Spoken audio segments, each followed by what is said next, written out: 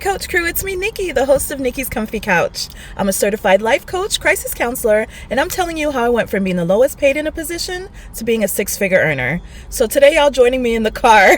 I forgot my little makeup in the car, so I'm recording it from the car. But I really wanted to talk today about tips about how to public speak. You know, this is one skill that everyone needs to learn. Remember I told you guys when I was younger that I was really shy and quiet. Like I was not like this when I was really young. So this is a skill that you can develop as well. So if you're thinking right now, like I'm really shy, I'm not really a speaker, like this is something that you can really learn. And I have really seen great speakers with all types of personalities. So I'm going to give you some tips. And this is even great, like if you're somebody who has kids, to have them watch something like this or develop this kind of skill, put them in a class, put them in debate or something. Because when you learn this skill, not only is it going to help you professionally, but it's going to help you in relationships. It's just going to help you across the board, even with your friendships and everything. Just being able to communicate something in a way that resonates with someone, a way that it hits home, is an invaluable skill. It's going to help you and add value to any way that you go, okay? Anywhere that you go. So the first tip I want to give is to know your audience. A lot of times when I present, it could be an array of people actually. So it could be someone from like a business owner. It could be someone that's part of the company. It could be someone high up in the company. It could be a customer. It could be even a kid coming to learn about what we do. So the presentation is going to be different depending on the audience, right? So the more information that you can get about who you're speaking to beforehand is going to be so powerful. And you're going to want to make sure that you tailor that presentation to your audience. So if you have somebody who's not in the industry, kill the acronyms, use verbiage that they can understand. You want to make sure that you think about the audience and make the slides or your presentation or the content be something that connects with the audience. What is it that they care about? If it's a part of the company, some of the employees, they're going to want to know, okay, what does this have to do with me? How are you helping me as an employee? If it's a customer, okay, what are you going to do for me? I'm paying you this money. What service am I getting for this? If it's a high up person, okay, show me the data, show me what you're doing and how that's being profitable to the company. So you get what I'm saying? It's really important to make sure you understand your audience and tailor your information to them so that it resonates and hits home with them. The next tip I want to leave is you got to project your voice. I know some of us are very soft-spoken, but you gotta learn to project. You gotta practice.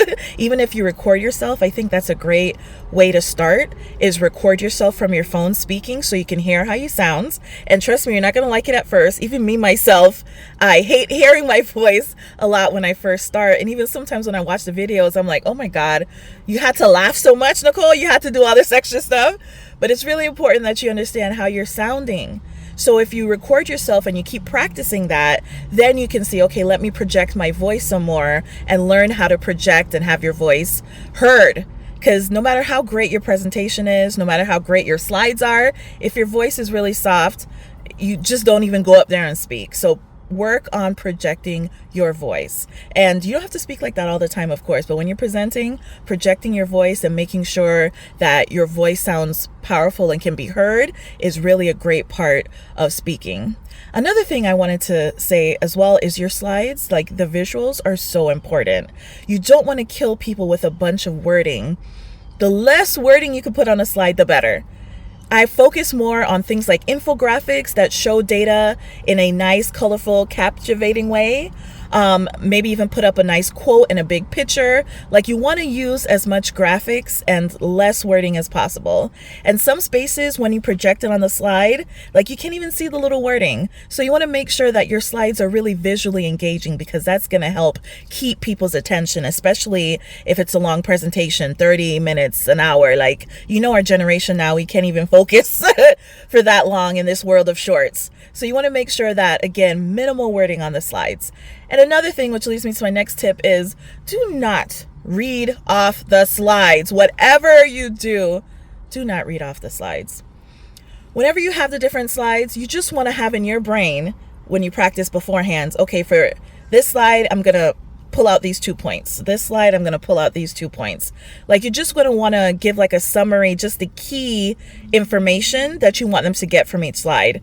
They can always get the slides later and do a recap and get the information, but you just want to make sure that you just touch on a couple points on each slide. Do not PowerPoint the people to death and read each slide. That's boring and it doesn't make you seem like a good speaker. The next thing you want to do is always try to get an engaging piece in the beginning of your presentation.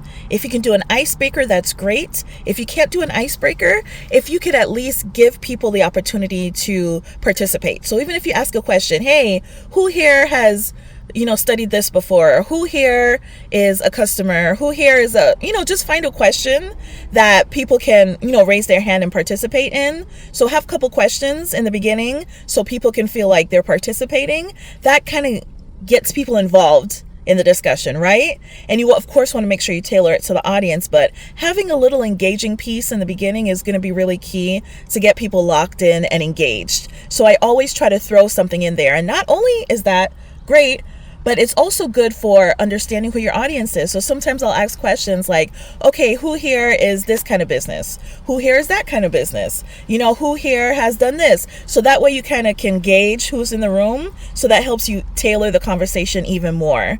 So again, this is a really good tip to get people involved early on. Another thing you want to do is you want to make sure that you add your personality to the presentation. Like I've seen speakers, again, across the board, and you want to make sure that if you're like a funny person, you want to might add a joke or two. If you're somebody who's really shy, you might even want to add, something in there about that. Like there's nothing wrong with bringing your personality to the presentation as a speaker. And another thing you want to do, which is my last tip, is you want to be passionate. You want to come across as passionate. Okay? So whatever you speak about, you want to feel like it's something that you're confident in, and something you're passionate about. And even if you're not, fake it till you make it, because people can really feel that energy when you are passionate about what you're speaking of. And this is the last tip. You want to make sure that you include stories. People resonate with stories. So if there's a success story that you can speak of, or any story that really brings it home so people can see the impact of what it is you're speaking about, this is going to bring your presentation up another notch. So again, I know this is a lot of tips, but you really can become a great speaker no matter what your personality type is. You can really master this.